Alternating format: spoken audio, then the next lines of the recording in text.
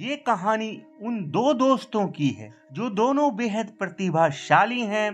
दोनों ने एक ही गुरु से एक साथ शिक्षा दीक्षा भी लेनी शुरू की। दोनों ने अपने मंजिल, अपने कैरियर की शुरुआत भी एक ही साथ की और दोनों दोस्तों ने एक साथ अपनी मंजिल को भी पाया। उस ऊंचाई तक भी एक साथ पहुंचे जहां तक पहुंचना कोई मामूली बात नहीं होती है। दोनों की चर्चा भी देश विदेशों में होने लगा।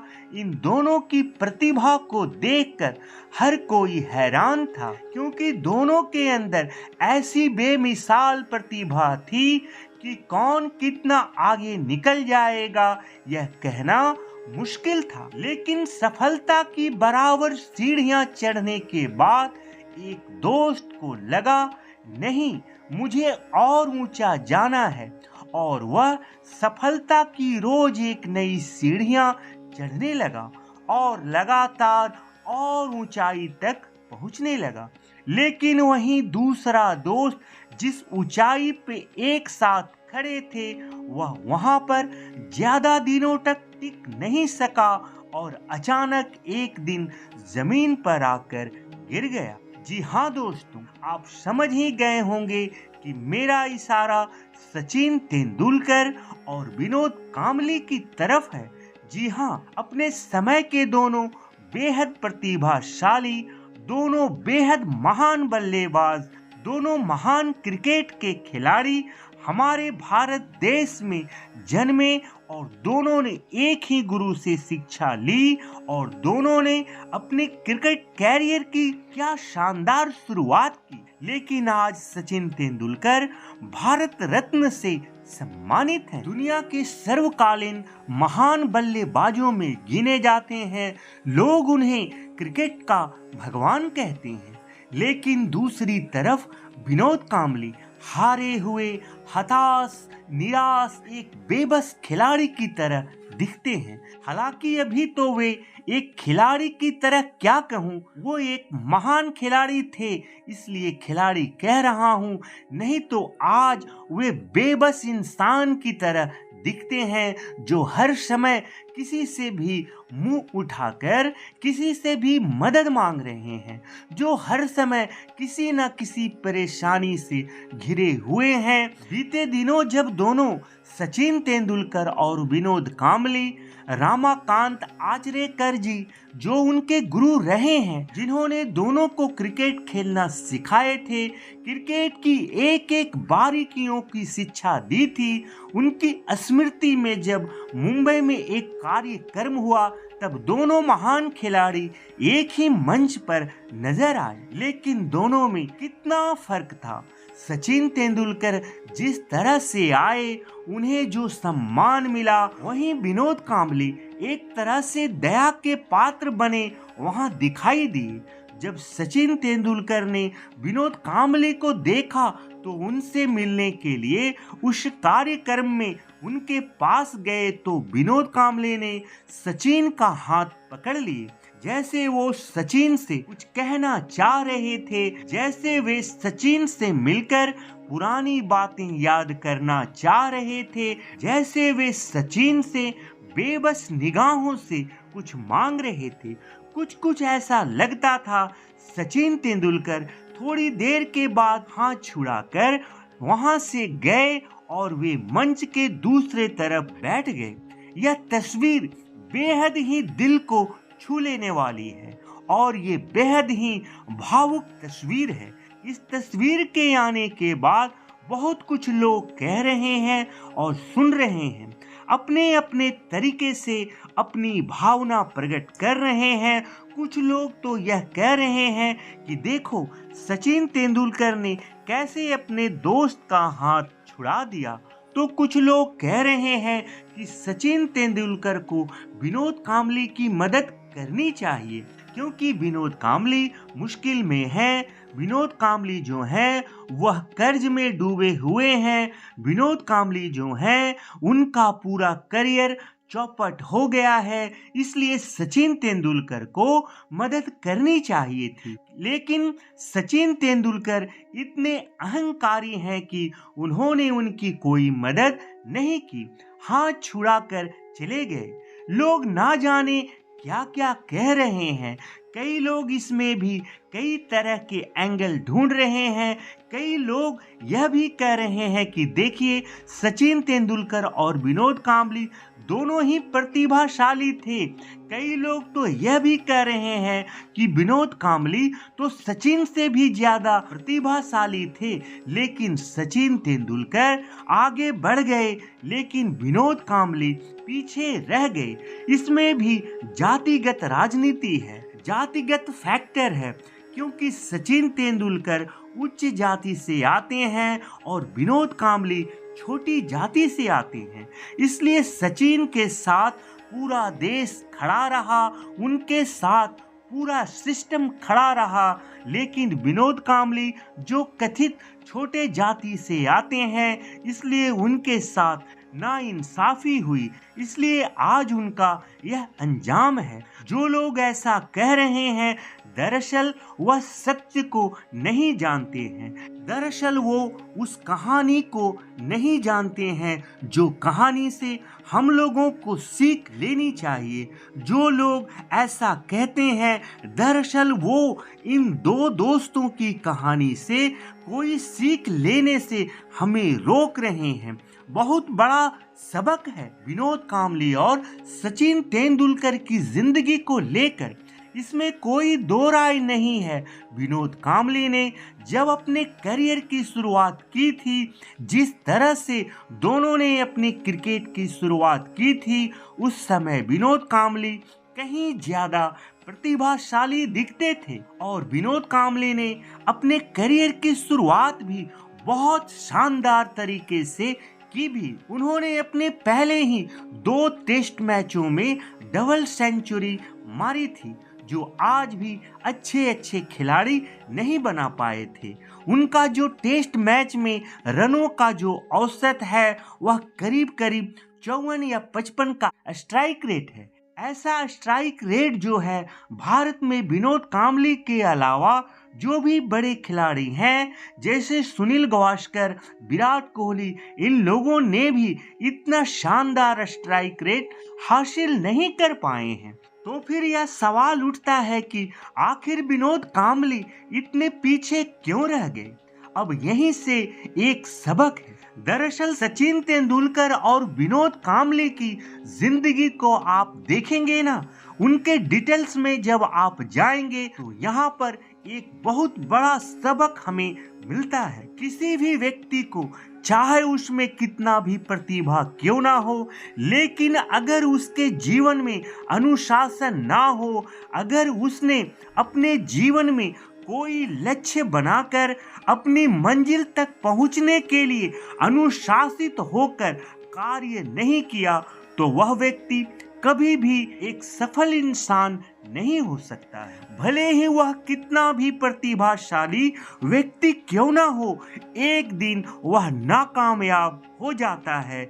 और भले ही आप में प्रतिभा की थोड़ी कमी हो, लेकिन अगर आप मेहनती हैं और आप अपने लक्ष्य को सामने रखकर काम करते हैं, आप अनुशासन के साथ धीरे धीरे आगे बढ़ रहे हैं, तो एक दिन आप आसमान को छू सकते हैं। आप देख लीजिए, सचिन तेंदुलकर इस वक्त आसमान छू रहे हैं। विनोद कांबली कहाँ है, यह बताने की जरूरत नहीं है। हालांकि कहने वाले कुछ भी कहें, पर सच्ची कहानी यह है कि भले ही विनोद कांबली ज्यादा प्रतिभाशाली थे और सचिन तेंदुलकर के अंदर उनसे कम प्रतिभा थी, मगर सचिन तेंदुलकर के अंदर प्रतिभा के साथ अनुशासन था।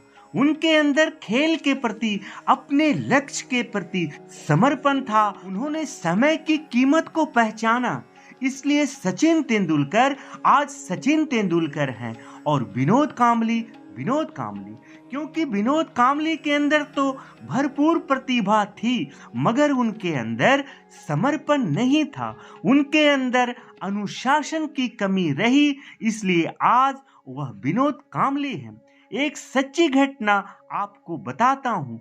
मैंने कहीं पढ़ा था, जैसे ही दोनों खिलाड़ी का नाम हुआ और शोहरत मिलने लगी, देखिए होता क्या है, जैसे ही कोई नया खिलाड़ी इंडियन टीम में आता है और अगर वह 1-2 सेंचुरी मार देता है या कोई फंसा हुआ मैच जिता देता है, तो वह रातों रात स्टार बन जाता है, हर क्रिकेट प्रेमियों के दिलों पर राज करने लगता है और विज्ञापन वाले भी अपनी कंपनी के विज्ञापन के लिए इसी फिराक में रहते हैं। बॉलीवुड वाले, मॉडलिंग वाले, ये जितना भी ग्लैमर की दुनिया होती है ना, वह सब इन खिलाड़ियों को भी अपने अपने फील्ड में ले जाना चाहते हैं ताकि उनको भंजाया जा सके, और ऐसा सबके साथ होता है। आप किसी भी फील्ड में क्यों ना हो, अगर आपका थोड़ा भी नाम हो गया, चाहे आप किसी भी तरह से वायरल क्यों ना हो गए, यह ग्लैमर की दुनिया आपको खींचकर ले जाएगी, क्योंकि वो आपकी सफलता को भुनाने के लिए तैयार बैठे हैं। ऐसा ही सचिन तेंदुलकर के साथ भी हुआ, विनोद कांबली के साथ भी हुआ। मैंने कहीं पढ़ा था कि जैसे ही सचिन तेंदुलकर ने शुरुआत किया था और उनका नाम अखबारों में आना शुरू हो गया था, तो सचिन तेंदुलकर को भी फिल्म वालों ने फिल्म के एक क्लैप देने के लिए बुलाना शुरू किया और सचिन तेंदुलकर भी ऐसा ही किसी फिल्म के सेट पर पहुंच गए और वो क्लैप देने लगे। मगर यह खबर कहीं से सुनील गावस्कर को पता चल गई। सुनील गावस्कर जी ने सचिन तेंदुलकर को बुलाया और उनसे कहा, देखो अभी तुम्हारा करियर शुरू हुआ है, अगर अभी से तुम बॉलीवुड ये फिल्म के सेट पर जाना, क्लैप देना, अगर तुम इन सब चीजों में पड़ गए, तुम कभी भी महान खिलाड़ी नहीं बन पाओगे। अगर तुम्हें महान खिलाड़ी बनना है तो तुम इन सब चीजों से, ग्लैमर की चकाचौंध से दूर रहो। अपना पूरा ध्यान पूरी तरह अपनी बल्लेबाजी पर, अपनी क्रिकेट पर, अपनी फिटनेस और अपनी करियर पर लगाओ। और सचिन तेंदुलकर ने वह बात गांठ बांध ली और सचिन तेंदुलकर ने उस दिन के बाद से ग्लैमर से अलग होकर सिर्फ और सिर्फ अपने काम पर, अपने क्रिकेट पर, अपनी बैटिंग पर फोकस करना शुरू कर दिया। और उसके बाद सचिन तेंदुलकर ने कभी पीछे मुड़कर नहीं देखा। लेकिन विनोद कांबली के साथ क्या हुआ, वह बड़े ही फैशनेबल खिलाड़ी थे। कभी वो अपने कानों में बूंदे पहन कर आते थे, कभी अलग अलग ड्रेस पहन कर आते थे, कभी उनका अलग हेयर कट होता था, कभी अलग तरह की दाढ़ी होती थी। कहते हैं किसी मैच के दौरान जो उसमें 100 गर्ल होती है जो चौके छक्के के बाद डांस करती है, कहते हैं मैच के दौरान चौके छक्के पड़ने पर वो लड़कियां डांस कर रही थी। तो विनोद कांबली उन 100 गर्ल्स के बीच आते हैं, उनके कानों में बूंदे लटक रही थी और वे उन लड़कियों के साथ डांस करने लगते हैं। उस समय कई लोग यह देखकर हैरान हो गए थे कि यह कितना बड़ा क्रिकेटर है, कितना बड़ा खिलाड़ी है और ये किस तरह की हरकत कर रहे हैं। कुछ दिनों के बाद उनके बारे में कई लोगों से अफेयर के बारे में भी चर्चाएं होने लगी। कई लड़कियों से उनके अफेयर हुई, फिर टूटी। उसके बाद कभी वो फिल्मों में भी हाथ आजमाने शुरू किए, कभी वो एक पॉलिटिकल पार्टी के साथ भी जुड़ गए, नेता भी बनना चाहे। इस तरह उन्होंने अपनी जिंदगी में बहुत जल्द बहुत कुछ हासिल करना चाहे। वे क्रिकेट के खिलाड़ी भी बने रहना चाहे। उनको लगता था कि वो सिनेमा में भी चले जाएं, मॉडलिंग भी करें, कई लड़कियों से उनके अफेयर भी हों, देर रात तक पार्टियां, शराब की मौज मस्ती, वो बहुत कुछ करना चाहते थे और इसी बहुत कुछ के चक्कर में कुछ भी बेहतर नहीं कर पाए। उनके अफेयर टूटते रहे, वो राजनीतिक में फ्लॉप हुए, वो फिल्मों में फ्लॉप हुए और उसके बाद वह क्रिकेट जहां वे बहुत कुछ कर सकते थे, आखिरकार वहां भी फ्लॉप हो गए, क्योंकि उनका ध्यान, उनका समर्पण क्रिकेट की तरफ नहीं था। उनका ध्यान, उनका समर्पण कई चीजों में बटा हुआ था और जिसका ध्यान कई चीजों में बढ़ जाए वह कहीं का नहीं रहता। और वही बात भी विनोद कांबली के साथ भी हुआ और उसके बाद विनोद कांबली असफल हो गए।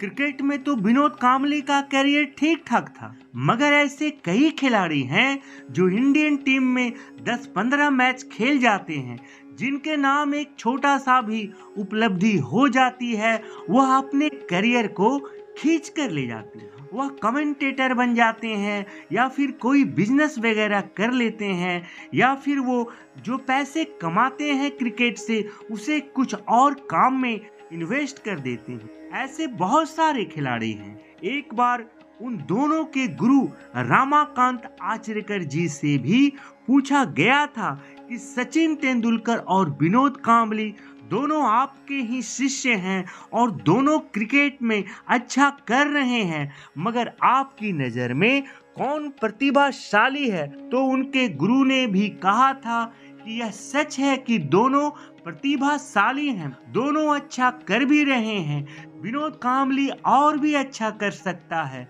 मगर सफल होने पर, नाम और पहचान होने के बाद भी सचिन का ध्यान सिर्फ अपने करियर, अपने क्रिकेट में है। वह ज़्यादा से ज़्यादा अपना समय क्रिकेट के ग्राउंड में अपनी प्रैक्टिस में देता है। वहीं विनोद कांबली का ज़्यादा समय क्रिकेट पे ना होकर शीशे के सामने होता है। यानी उनके गुरु ने एक तरह से बहुत पहले ही बता दिए थे कि विनोद कांबली क्रिकेट में कितना दूर तक, कितना देर तक टिक पाएंगे। भारतीय क्रिकेट के दीवाल कहे जाने वाले महान क्रिकेटर राहुल द्रविड़ ने भी सचिन तेंदुलकर और विनोद कांबली के टैलेंट पर बहुत ही अच्छा बयान दिए हैं। उन्होंने कहा है कि मुझे यह कहना बुरा लगता है, लेकिन विनोद शायद उन सबसे अच्छे लोगों में से एक है जिनसे मैं मिला हूँ। विनोद के पास गेंद को मारने की अद्भुत क्षमता थी। मुझे राजकोट में एक खेल याद है। विनोद ने जवागल श्रीनाथ और अनिल कुंबले के खिलाफ 150 रन बनाए थे। पहली गेंद अनिल ने डाली, उन्होंने उसे सीधे पत्थर की दीवार पर मारा। राजकोट में एक पत्थर की दीवार हुआ करती थी, उन्होंने सीधे उस पर मारा। मेरा मतलब है हम सभी हैरान थे, वाह यह अद्भुत था, आप ऐसा कैसे कर सकते हैं? लेकिन शायद उनके पास अन्य क्षेत्रों में वह प्रतिभा नहीं थी जो यह समझ सके कि एक अंतर्राष्ट्रीय क्रिकेटर बनने के लिए क्या करना पड़ता है, तनाव और दबाव से कैसे निपटा जाता है। मैं केवल अनुमान लगा सकता हूँ, लेकिन शायद सचिन के पास इससे कहीं अधिक था। यही कारण है कि सचिन आज जहाँ है वहाँ है। मुझे लगता है हम प्रतिभा को गलत तरीके से आंकते हैं, हम प्रतिभा को किस रूप में देखते हैं, और मैंने भी यही गलती की है।